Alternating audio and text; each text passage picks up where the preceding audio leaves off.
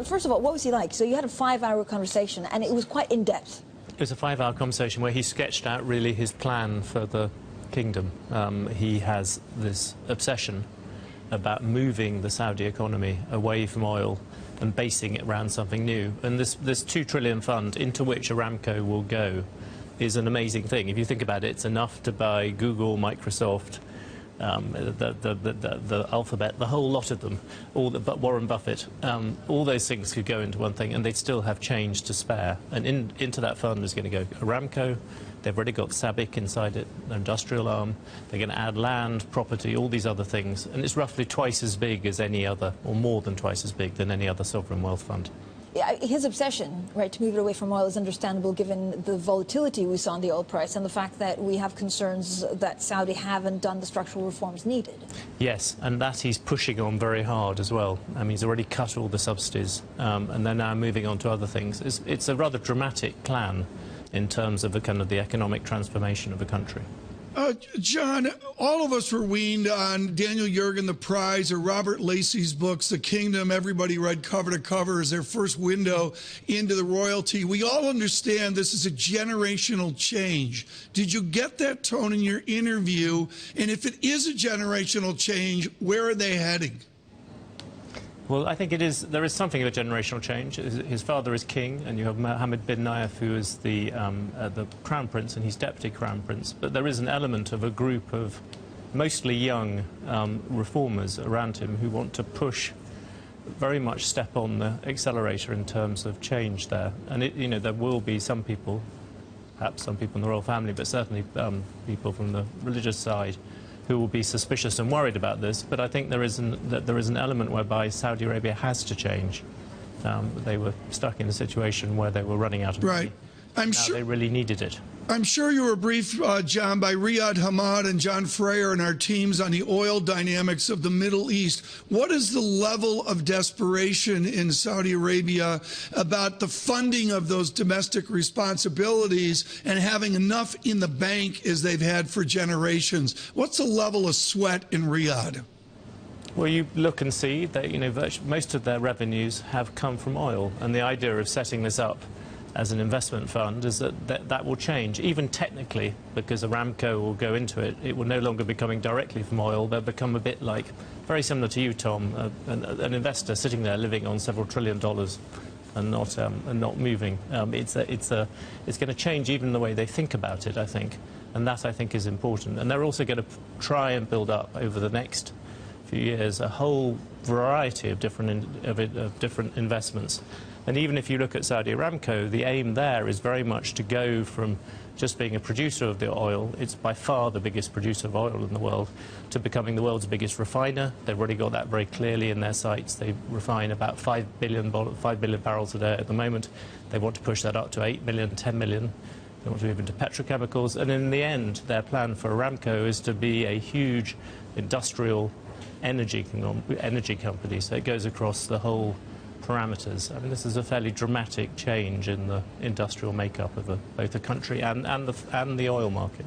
And actually, there's also this underlying geopolitical tension with Iran. They haven't been friends for a long time, and so this adds another layer of uncertainty, or I don't know if it's chaos, but combativeness. I think it's fair to say the Saudis did not react well to Barack Obama's suggestion that they share the Middle East with Iran.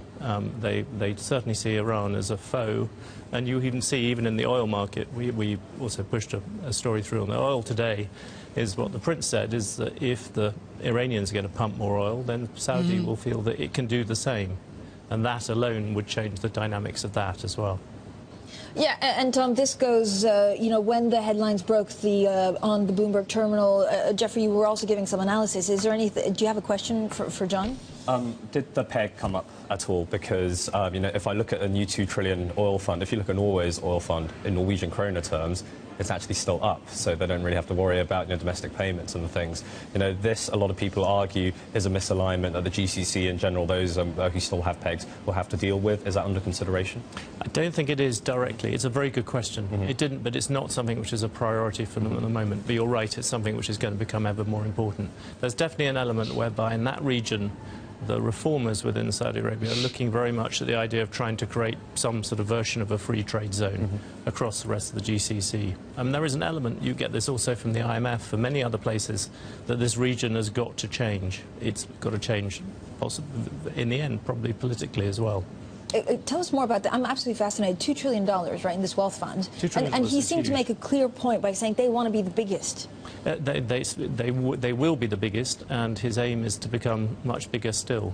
The aim is to use this to push out, not just to include Saudi Arabia, Saudi Aramco, and also SABIC, but also to bring in other assets to do with land, property, mining, all those things, and to run this as far as they can in a professional, I suppose, professionally managed way. They brought in young managers from different places to try and do it. It's it is certainly a gamble, but it's one which is being taken by somebody who, I think, for the past few years has been arguing this very strongly within the family. John, tell us what the requirement is by Saudi Arabia of the United States. It has been, I know you've been traveling, but it has been an absolutely original 10 days in American politics. Not to be so bold as to say, did the Crown Prince bring up the Deputy Crown Prince? Did he bring up Mr. Trump or Mr. Sanders? But the idea of what is their requirement from the next President of the United States or their requirement from the next Prime Minister of the United Kingdom? I think their main requirement from the President of the United States, I think, is some degree of support. I think that's what they're looking for. Their argument, which you can argue with or disagree with, is that they see Iran very much as the people who've intruded into this world, that they are trying to push ahead. They've been a loyal ally of America in the way they see it.